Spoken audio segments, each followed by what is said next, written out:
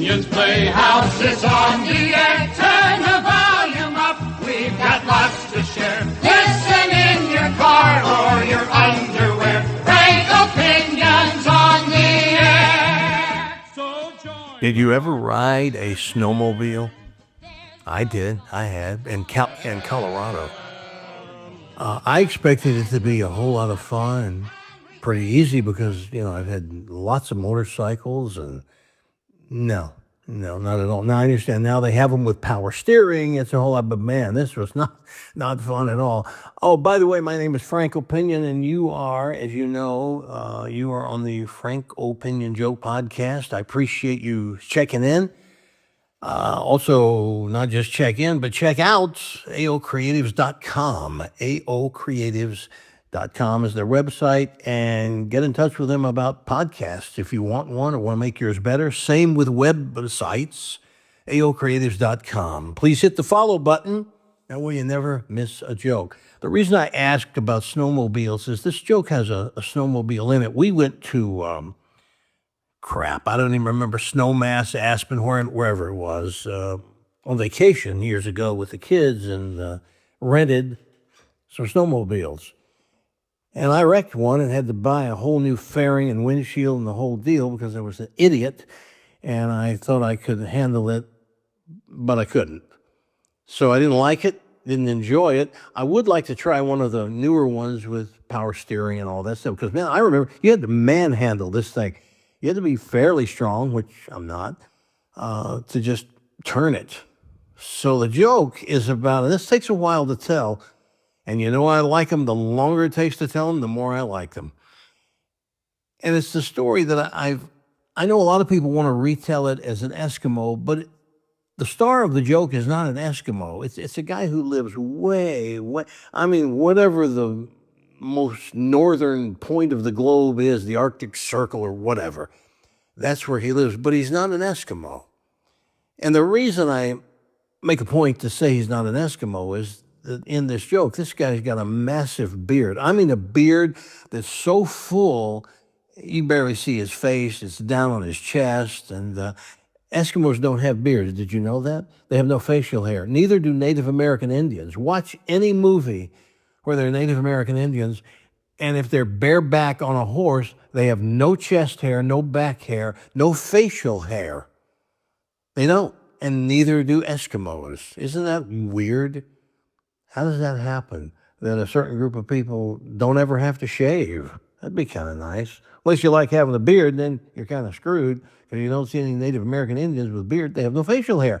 So this guy is, let's just call him a guy who lives in extreme cold and traps his own food and heats his igloo with whale blubber, and he's the real deal. And he's got a snowmobile and, he's got his living quarters, an igloo, and his spears and all this stuff.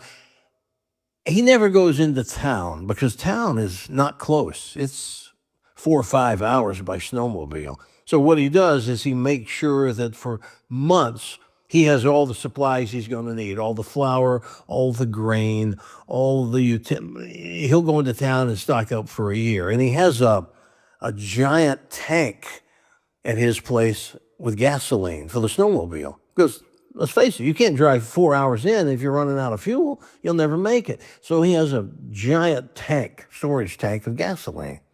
And he has tools. He works on his own snowmobile. But this particular day, the snowmobile is acting up. It's spitting smoke and belching and kind of stopping. He has to restart it. Something is wrong, and he can't fix it. This is the one time he cannot fix this snowmobile. So he has no choice. If it can barely make it into town, limp along into town, he's going to have to pack up, head into town, and find a snowmobile repair shop. So he packs his stuff, loads up, gets on the snowmobile, and it's running, but it's rough. So he takes off. As he's just getting into this, northern freezing cold little town, Just as he pulls into town, it gave its last blue smoke, and then it's done. So he gets off and he pushes it on the rest of the way into town, and he sees a sign. It's a snowmobile repair. Oh, thank goodness. So he pushes it up to the shop. And the owner comes down and goes, "What's the problem?" He goes, "Well, the problem is my snowmobile is finally giving out, and usually I can fix it, but I can't. I really need you to get this thing running. I depend on this snowmobile for everything. Can you help me?" He goes, "Well, kind of backed up now, but I can tell you're in a hurry and you don't want to be here forever. So I'll tell you what I'll do. Let me get a couple of these other jobs out of the way, and I'll take a look at it." He said, "If you want, while you're waiting, there's a cafe. See right over there where it says cafe?" He goes, "Yeah." He goes, I got some good stuff in there. You go over there and hang out and wait. I'll come over there and get you and let you know what's going on once I've had a chance to take a look."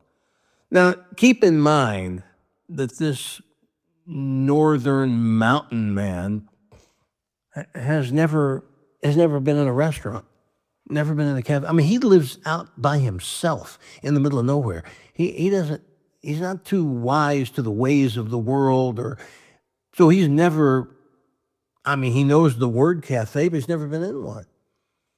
So while the guys were looking at his snowmobile, Mr. Mountain Man, with his big, heavy beard and his fur jacket and his boots, walks into the cafe and sits down.